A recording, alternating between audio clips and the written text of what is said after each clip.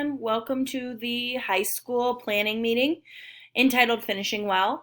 This is taking place in the past, we've done the individual grade high school planning meetings, and we're trying to make these meetings a little more concise.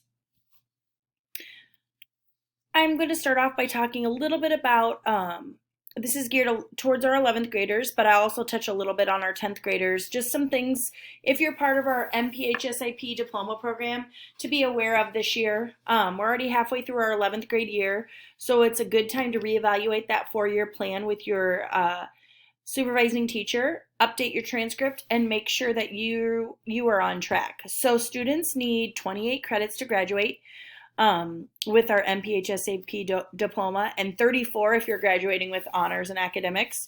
So we suggest that at the end of each semester to touch base with your supervising teacher and sit down and reevaluate that 4-year plan.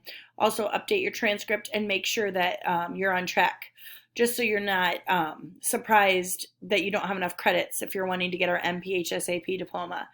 This is also a great opportunity for students working towards a home diploma to work with their supervising teacher and talk about their plan, and also kind of evaluate if they're making the progress they want to see. If you're working on that honors and service, it's time to check to make sure you have enough service hours. As I said, double check your service hours and continue to collect information and photos for that portfolio. It'll help you next year when you're getting ready for your final presentation. If you need more information or need a copy of that honors handbook, which talks more about the documentation you need for our different honors programs, please contact your supervising teacher. They're your best resource. All right, as we move on to our junior senior calendar, this will be in the PDF that I'm sending out to you. But I'll click on it real quick and show you a quick snapshot and talk just a hair about what you'll see. You might remember this from previous years. In the past, you've gotten a freshman-sophomore calendar, but this will talk about month to month, getting ready for those steps after high school. I'm not going to go into too much detail, just wanted to show you a real quick snapshot of what it looked like. Junior and senior year is front and back on this, and I'll touch base on different parts of our slideshow with different components of this. All of this information is found on this I Can Succeed network. It's the Iowa College Access Network resource, and I'll talk more about that right here. The Iowa College Access Network is a wealth of resources that are helpful to families for both career and college planning. Our regional center is our representative is this Lupe Hernandez, and she's located at the Kirkwood Regional Center at the University of Iowa. If you're familiar with the Johnson County Regional Center, that's the same place, just different name. They're both the same place. There's different things that they can help you with there. Note that all appointments currently are virtual, which actually is convenient because you can still meet with a live advisor, like live time advisor, and help with things like the FAFSA completion, paying for college, the scholarship process, and college prep. The ICANN network also has a ton of printable resources that are helpful, and I have them linked in this slideshow. There's things having to do with all these different topics, and fillable worksheets that can help you plan as a family. There's also virtual presentations, and they're real short snippets but give you a lot of valuable knowledge that can help you with prep for those years after high school. So that's kind of what we're looking for. We want to finish well. As I said before, right now, currently all meetings are virtual. That might change in the future, but right now that's what they're doing there. So there are a lot of important things to remember this year. This is really geared towards our 11th graders, but 10th graders, it's a real good snapshot of what you have to come. It's time to really do that ACT, SAT prep. There are multiple things that are available to you to help you with that. For instance, Khan Academy has some ACT, SAT prep. The ACT test prep actually has a toolkit right on that ACT site. And study.com and Kaplan also have things available. Some dates to be aware of if you take a look here is there's an April 17th test coming up. March 12th is the deadline. March 13th through the 26th is late registration. Just know with that comes an additional fee in addition to your regular registration. There's also a date in June, and that registration deadline is May 7th. So juniors, be thinking summer is kind of that time to really think about college visits if you're thinking college might be a route for you. Shop around, look around, visit. The nice thing is right now there's a ton of virtual campus visits, so you can talk to an advisor or a college helper that can give you a little bit more information about what to expect, and you can do it all from the comfort of your own home. So if you go onto a college that you're interested in and look, a lot of times there's virtual campus visits, which is super incredible right now. It's easy to do anytime that's convenient for you when you sign up for an appointment. Just be aware that the deadline for a lot of college admissions is November of your senior year, and that is fast approaching. There's a lot of resources to help with planning, one being College Raptor.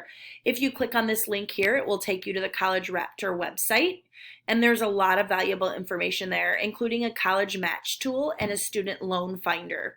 So the college match tool, you input some different data, and it'll help to match colleges with what you're looking for, whether it's your major program, cost of college you're willing to spend, that type of thing.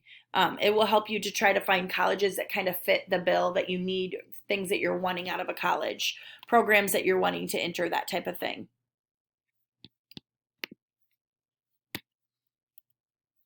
Another thing a lot of juniors start looking for are those scholarships and grants. There's lots of places to find scholarship information, one being that ICANN database, that website I talked about earlier. The link is on an earlier slide. The Mid-Prairie High School Guidance site also has a lot of scholarships. When Melissa, the counselor at the high school, finds things, she posts them there.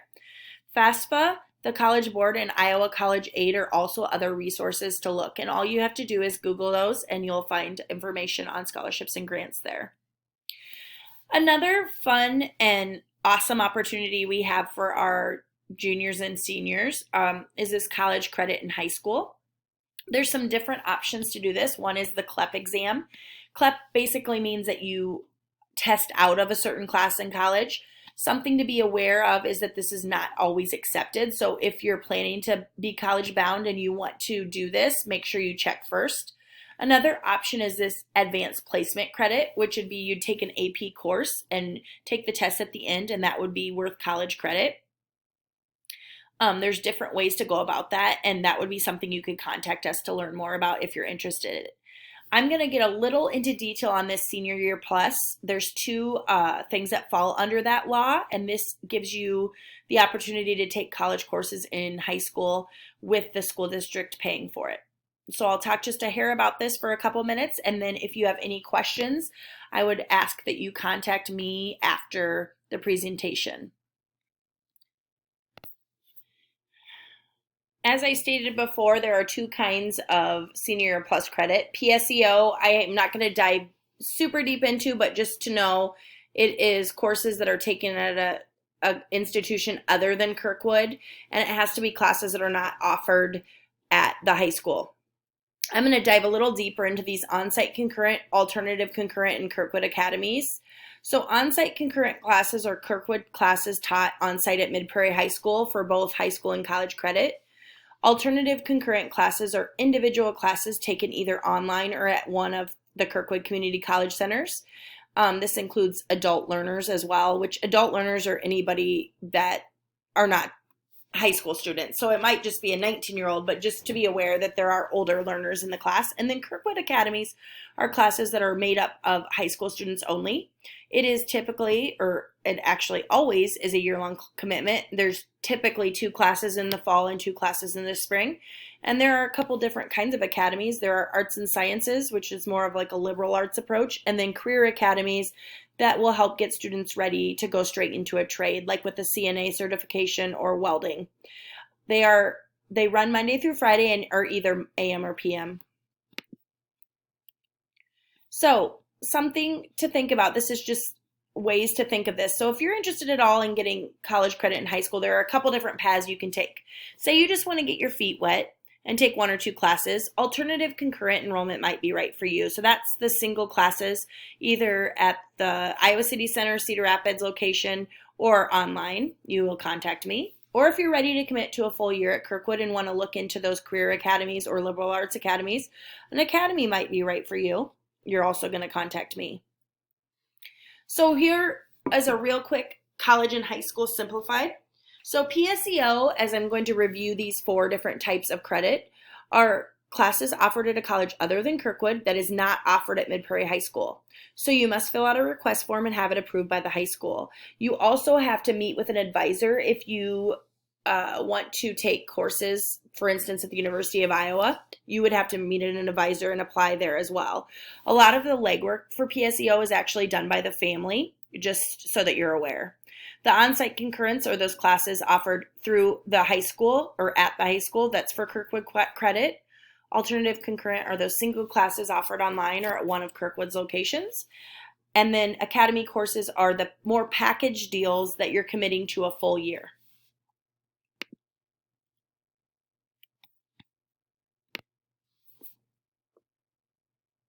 As we move on, we're going to talk a little bit about some career prep. There are other options through Kirkwood in addition to their academies and alternative concurrent offerings. There are more career prep opportunities through the organization called Workplace Learning Connection. So this has internships for both 11th and 12th graders. They're unpaid, but they're worth half a credit. There are also summer internships that are available to families. So students have a limit of 1 per year, and all applications must be complete by 3 p.m. on Friday, February 12th to be considered for a summer experience. This has actually changed from last year. I apologize. I need to fix this, and it'll be fixed in the version you get. It's February 12th, so there is still time. We know with COVID there are some exceptions because it's not as easy to volunteer or to get those internships, but still something to look into. There are also job shadows where you can go for a day and shadow different careers to see if maybe that might be an interest to you. Just want families to be aware of that. So that concludes the basics of my presentation. After you listen to this, you will be joining a Zoom with Mrs. Kearns on Monday, February 8th at 3:30. We'd love to help answer some questions, so we're going to kind of do a Q&A. I know this was a super quick rundown of our high school programming, but I really wanted to target our 10th and 11th graders to be thinking of what's on the horizon.